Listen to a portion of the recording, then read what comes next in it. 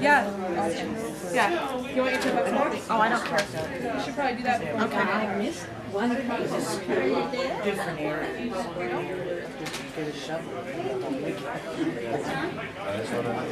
Do you round down?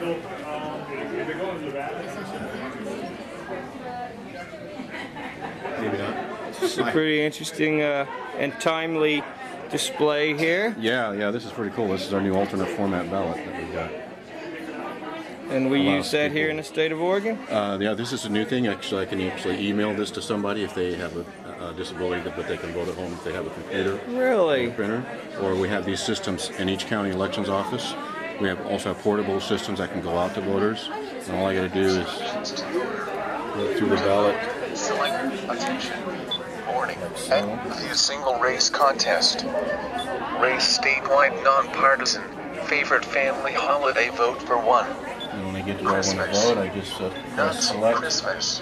I go through the whole ballot like that. And when I'm all done, I print it out and put it in my return envelope and sign it. Oh, wow.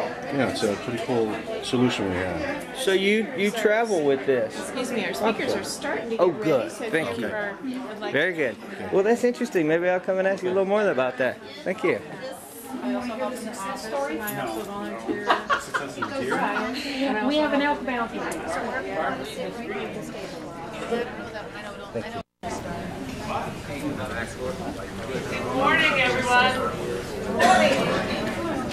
I am very glad to be here to welcome you to the second annual Options for Success Conference. Yay! Now, for those of you who came last year, you're probably very glad to know why I'm so happy you're here, because last time, remember, we had a huge snowstorm and had to cancel the whole thing. So I'm very, very happy to see everybody here today. My name is Janet Stapley. I'm the conference coordinator and also the facilitator for a group called the Employment Services Network. The Employment Services Network is the group that plans and organizes this conference each year. Next we have coming up is Jean Newton. Jean is with the Oregon Secretary of State's Elections Division and is the program officer for what's known as HAVA, the Help America Vote Act. And this is particularly timely, given we have a big election coming up.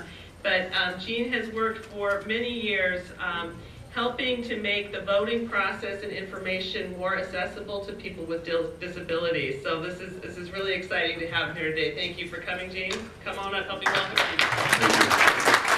My pleasure. Thank you very much for being here. Thank you for this wonderful conference. I've been to several conferences like this in the last year and a half, 2 years, as we've been out promoting what we're doing with accessible voting. And this has been a great conference, a good response, great participants and people really interested. And as Representative said, get involved, and the best way that we can get involved to start with is to get out and vote. The Help America Vote Act was passed in 2002 by the Congress after the rather interesting election we had in the year 2000. If some of you remember the hanging chads and the problems we had that year. Congress passed the Help America Vote Act, and one of the requirements in that Help America Vote Act, along with some other things, was making voting accessible in the same manner for privacy and independence for everybody. That included people with disabilities, and especially people with disabilities, that's made available in the same way. Now in Oregon, we vote by mail. When I first came on this job in 2003, I'd always say, well, we're trying to make voting more accessible. People would say, well, we have vote by mail. We don't have a problem here. And I would look at them and say, well, you know, actually vote by mail, when it was, you know, there's some great things about vote by mail. All of a sudden now the ballot goes to the voter rather than the voter having to go to the ballot. And that created accessibility for a large population that maybe had problems with transportation, maybe had issues of getting out of work for that one single day to go down and vote at the polling place, et cetera, et cetera. But what it did, it created maybe some new barriers for people who are unable, for whatever reason, to access a printed ballot. And so the task that we had, and the task that I had when I first started this, is how do I make voting accessible to people with disabilities so that they can vote the same way that we all do, which is how we vote at home. in the privacy of our own home. Our ballots come to us 14 or 15 days. Some of you already have your ballot probably. And you have 14 or 15 days to vote. Well, if you're a person who cannot access that printed ballot, you may not even know it arrives, for one thing. If you're visually impaired, or if you're a person with some kind of a disability that you can't access printed material. So our job was, how do we find a way to get that ballot to people with disabilities so it makes it available?